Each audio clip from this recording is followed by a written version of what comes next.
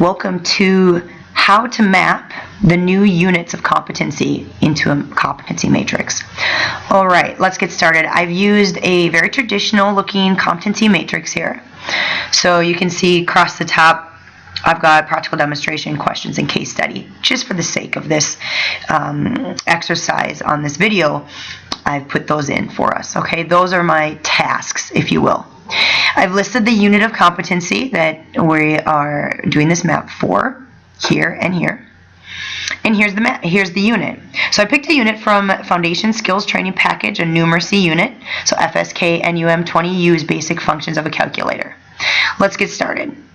So how traditionally we may have mapped units in the previous structure is we would see our elements performance criteria just like we do here. And we would copy and paste the elements across and copy and paste all the performance criteria across. That hasn't changed. So that's still here. You can see that has all been copied and pasted in.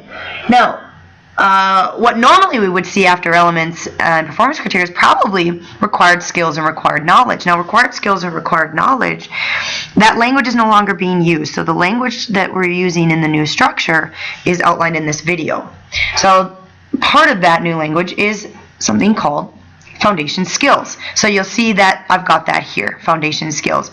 And the three foundation skills that I've got mapped and listed in here are the three from the unit.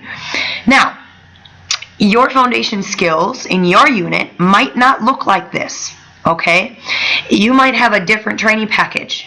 Now, if you had a different ISC, a different Industry Skills Council, other than the Skills Council IPSA, which is the one that IPSA, here we go, right down here, I don't know if you can see it, Innovation and Business Skills Australia, is the Industry Skills Council that wrote this FSK unit.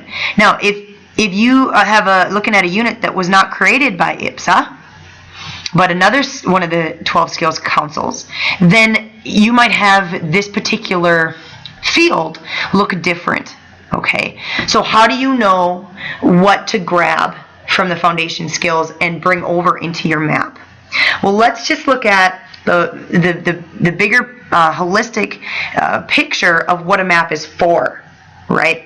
So the map is the link between Australia's standards and demands and expectations and your creativity and way of gathering evidence of that standard. Okay.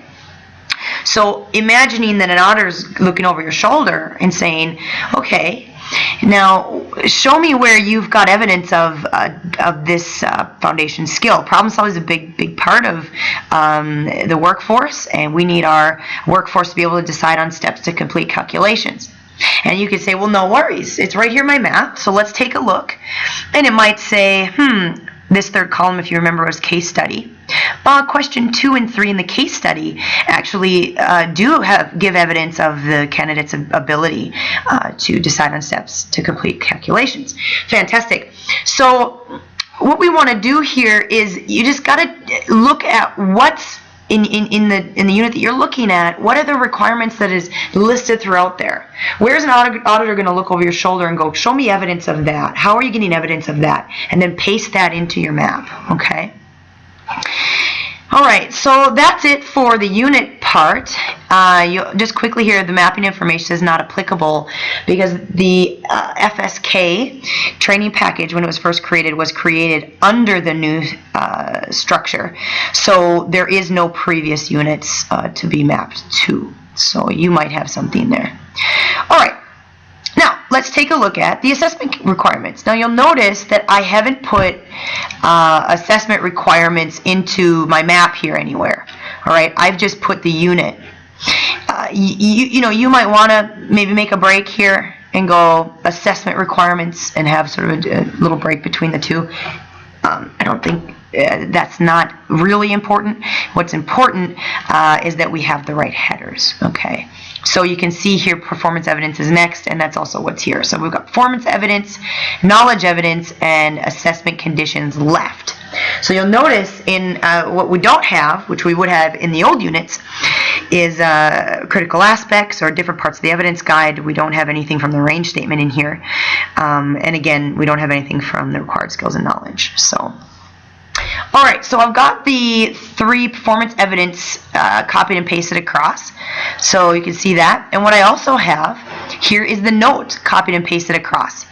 So again, when we're reading these units, we want to think about, okay, if an auditor is going to be looking over my shoulder and asking me, where do you have evidence of that?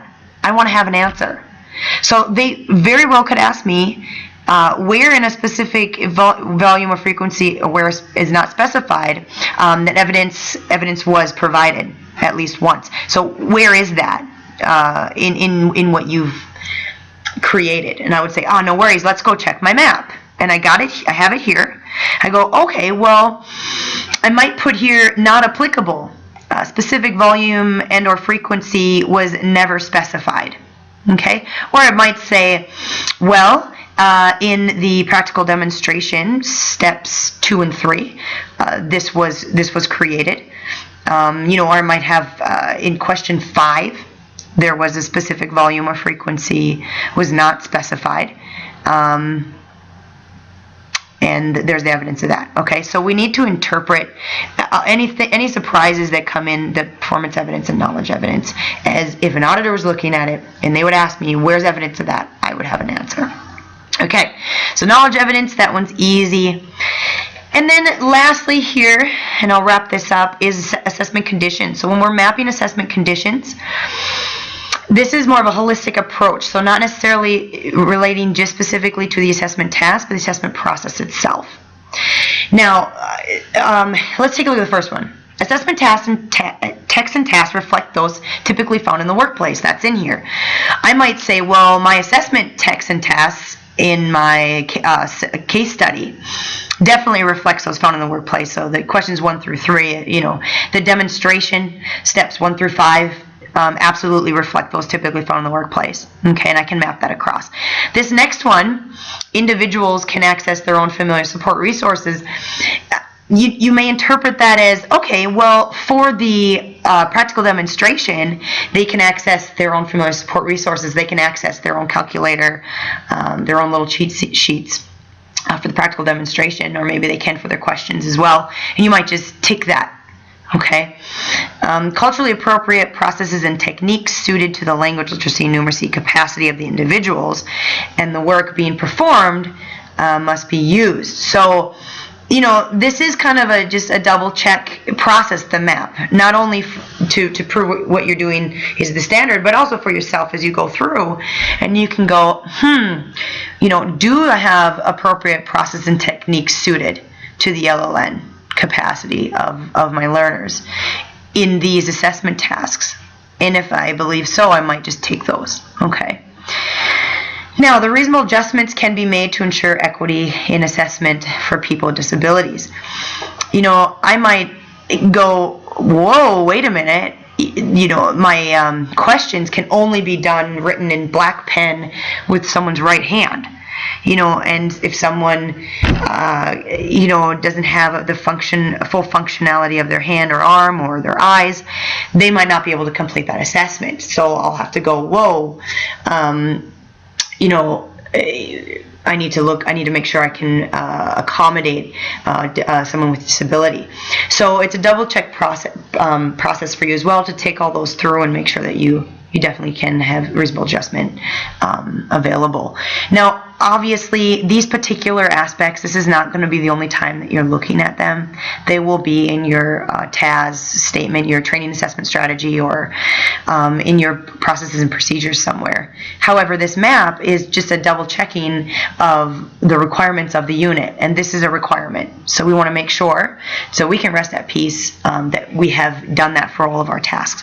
And then lastly, that the assessor satisfies the NVR AQTF assessor requirements. That's more or less, and for this one specifically, I've demonstrated expertise in vocational contextualization and assessment of the core skill, numeracy. This one in particular may or may not be mapped. I just like to personally include everything in my map. But more or less, again, this will be in your training assessment strategy or your processes and procedures, your assessment system somewhere. That yes, as an assessor, you are qualified and have adequate vocational competence and all that sort of thing. However, I might just go, you know what? Yes, in all these tasks, the assessor has been, does have sound knowledge in all these tasks, and just take that through. But like I said, that one you might just leave out. So the assessment conditions, when approaching it, you're approaching it more holistically based on processes. Don't get tripped up on that too much. As far as these specifics for the assessment tasks, we can interpret that obviously everything from knowledge evidence up that we went through, definitely number one here, which is probably in most of the units that you'll be working with in the assessment conditions. This one's in most assessment conditions that I've read. Well, really all of these are in most of the units. So this terminology here will be quite familiar to you once you start looking at a lot of the new units. So hopefully this gives you a little bit more confidence when mapping the new templates, and you're able to do that quite well. So thanks for watching.